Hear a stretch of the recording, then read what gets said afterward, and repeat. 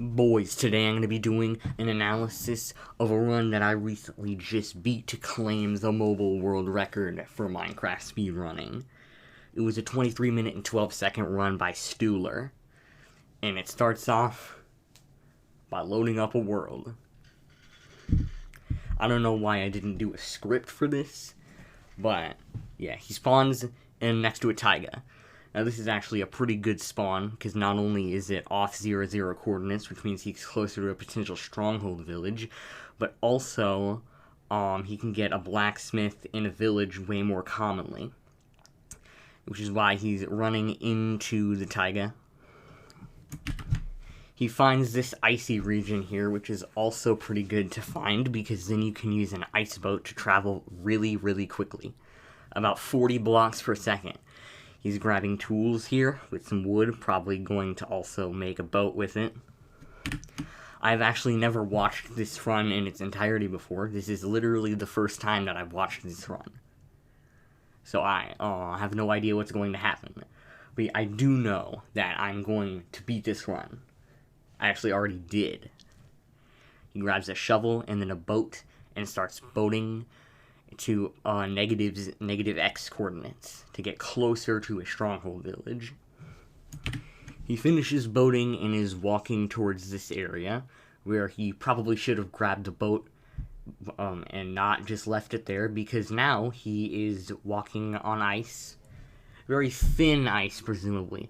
But he does find a village, and it's actually at pretty good coordinates, because this is pretty near what the speedrunners would call a hotspot, which is where you're way more likely to find stronghold villages. Now, it's actually about 800, 200 coordinates, and this is like 1,250, but, it's close enough. The first house he goes into happens to be a toolsmith, which is really good because you can get iron from it.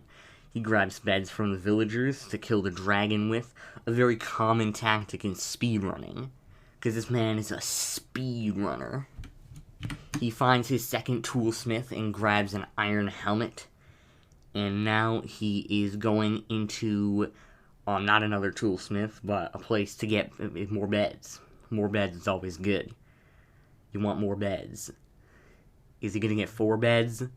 No, he's going to climb this hill and run to this ruined portal. It's very lucky to find a ruined portal right next to a village, because if the village happens to not be a stronghold village, this could be a completable ruined portal, which it actually does not appear to be since it doesn't have lava in it.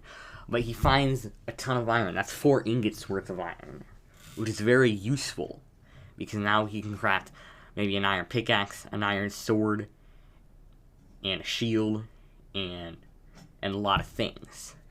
And of course he needs a bucket as well to make the nether portal. And you're probably going to see some sprink strats here. He's just mining wood now. And he indeed crafts an iron pickaxe and a bucket with the total 6 iron that he got. And he hasn't even killed the iron golem yet, which gives him at least 3 more iron. Which means that he's going to be able to get an iron sword and a shield, which is going to be very useful for the speedrun. Because if you get an iron sword, that means you can kill blazes in 3 hits instead of 4 when you're not critical hitting, and 2 hits instead of 3 when you are critical hitting. An iron sword also means you can kill endermen and the ender dragon faster, which you're going to need to do. So, he actually does get 5 iron, which means he can craft a shield, an iron sword, and still have 2 iron left. Flint and steel might be useful here, so you don't have to wait till woodlight, although he doesn't appear to have gravel or flint. But now he is probably going to do the sprink strats to find a stronghold. I have no idea what the sprink strats are for a snowy village, but he clearly does, as he's proly maneuvering onto the correct coordinates.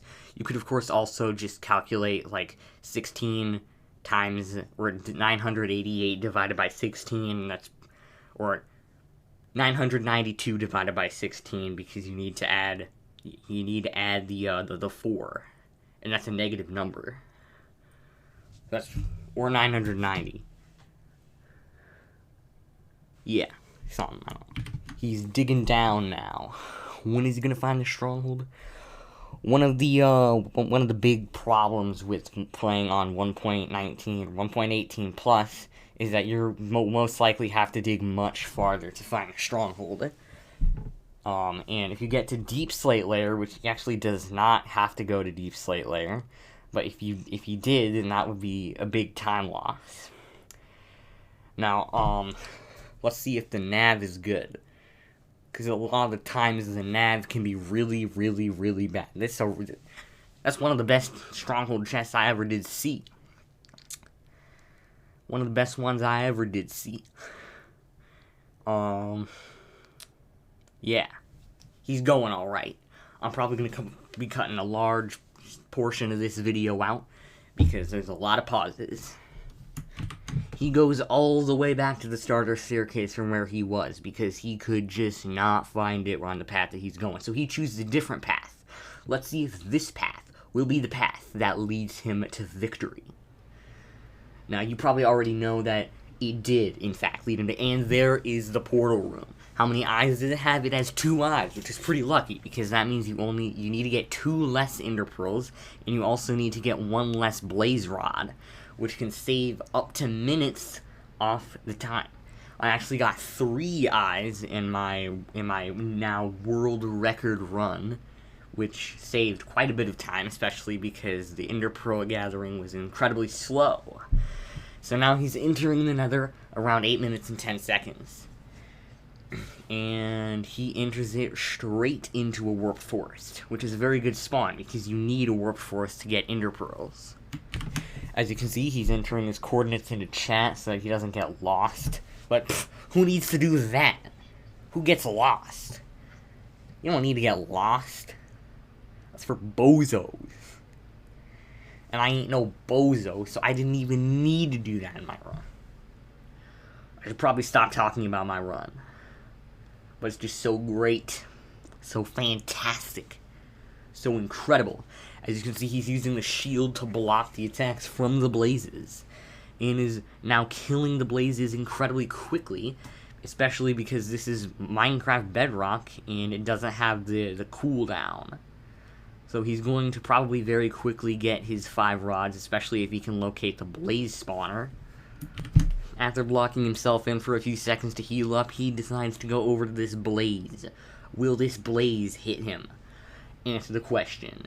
Oh, well, no, because he actually finds the blaze spawner. That blaze rod doesn't drop so far. He is going 1 for 2 on blaze rods. Let's see where else he goes.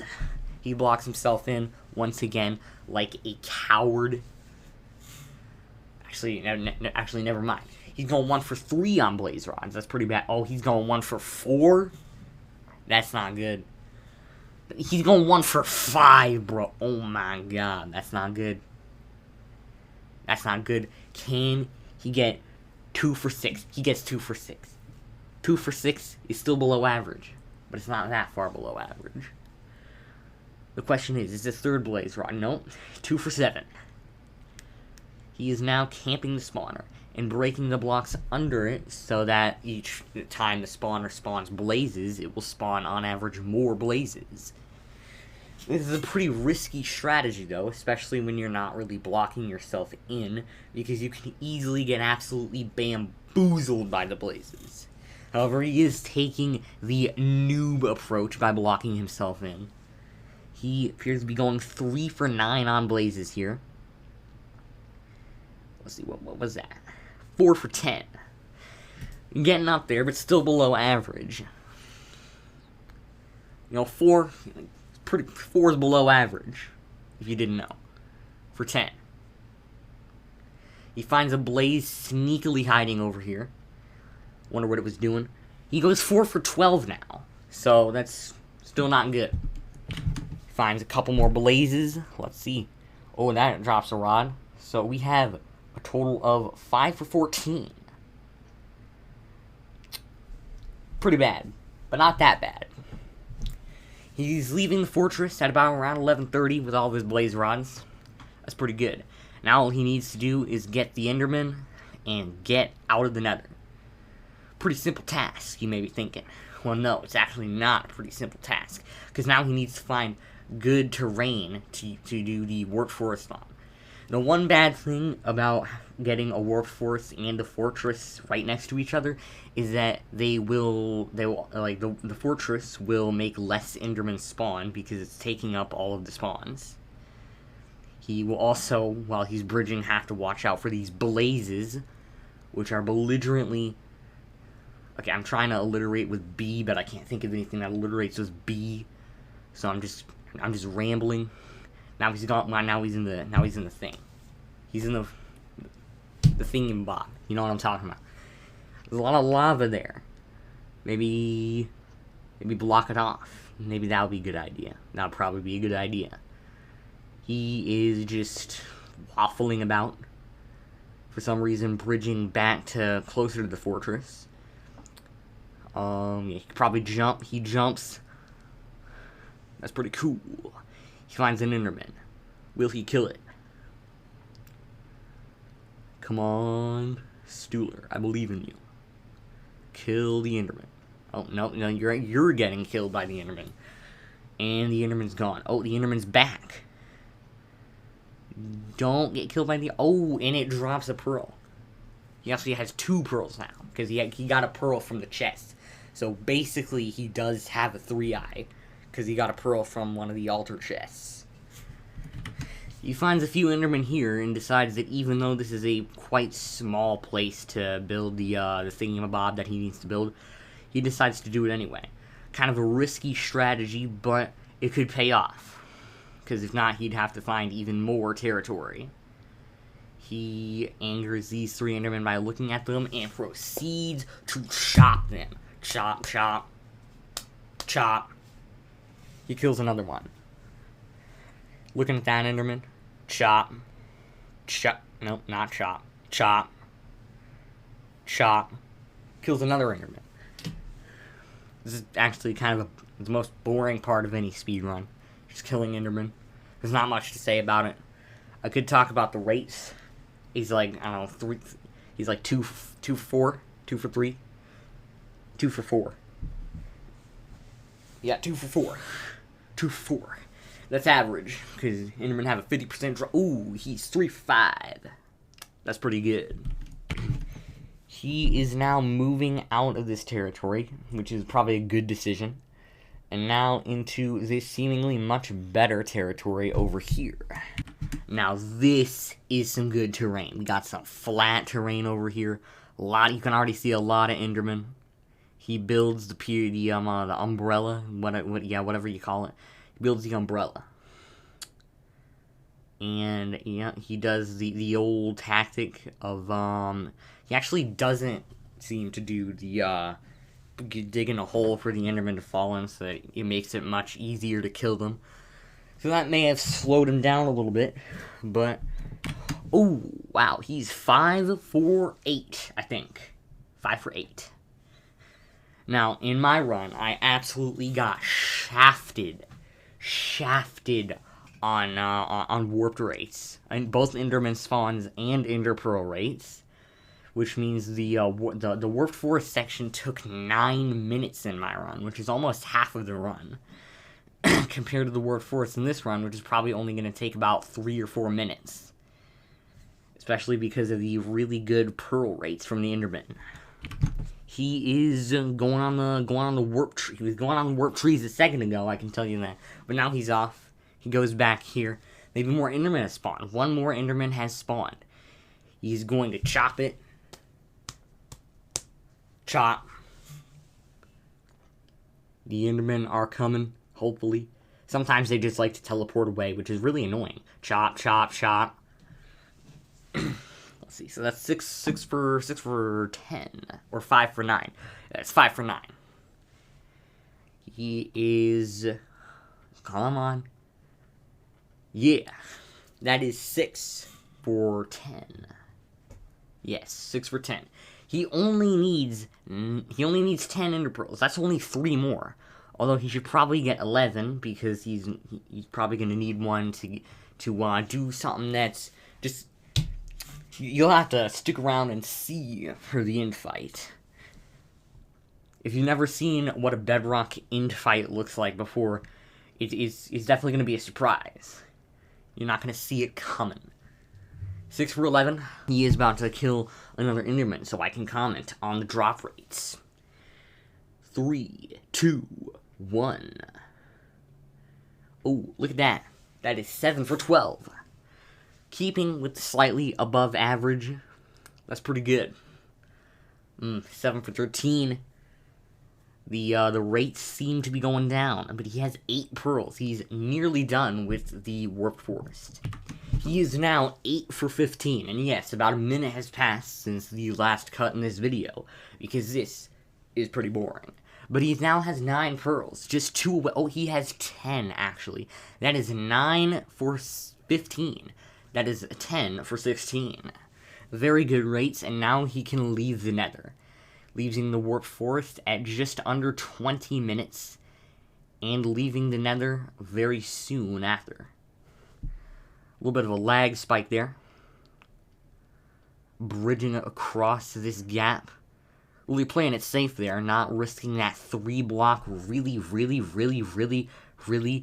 hard jump. Really hard jump. Take a little bit of fall damage. Keep that in mind, because that's going to be really important. It's actually not going to be really important, but I'm just thinking of random things to say, so that I don't have to cut as much, even though I probably will end up cutting this out of the video. And actually, now that I said that I'll cut it out of the video, I probably won't actually cut it out of the video. He's bridging up. He's bridging up some more. He's bridging up some more. Walking up the mountain, and there is his portal. Leaving the Nether at just under 21 minutes.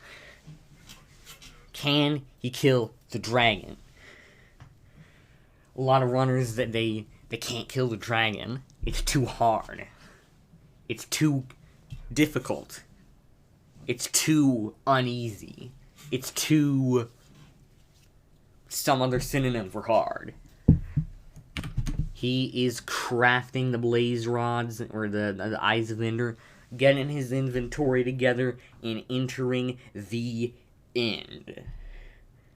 Entering the end at under 22 minutes. But the end fight, the fastest possible end fight is just over 30 seconds. And there is about a minute and 30 seconds left on this run. So, what is he going to do? The dragon will maybe juke him a little bit, maybe bamboozle him a little bit. Will he get bamboozled by the... Sets up his inventory, sets up the blocks there. He got the lava. So, what you need to do to get a 1 cycle on Bedrock Edition is shoot a projectile, in this case an Ender Pearl, at the dragon's neck while it's perched, which will activate quadruple damage on the dragon, then build up a tower about 10 to 15 blocks, place lava, and then blow up 3 beds very quickly to then kill the dragon. You will see this probably being done here. Building up. Make sure not to aggro any Endermen, because that will probably lead to your run being, you being killed. Very risky, only bridging 11 blocks before placing this. But he gets a clean oh, no, he actually does not get the clean third-person cycle. That's disappointing. But the dragon is going to perch very quickly now. And he kills it in just 23 minutes and 1 second. And the dragon is dead in just the portal is open in 23 minutes and 11 seconds. Technically that's 23 minutes and 12 seconds. But it's actually kind of 23 minutes and 11 seconds. Yeah.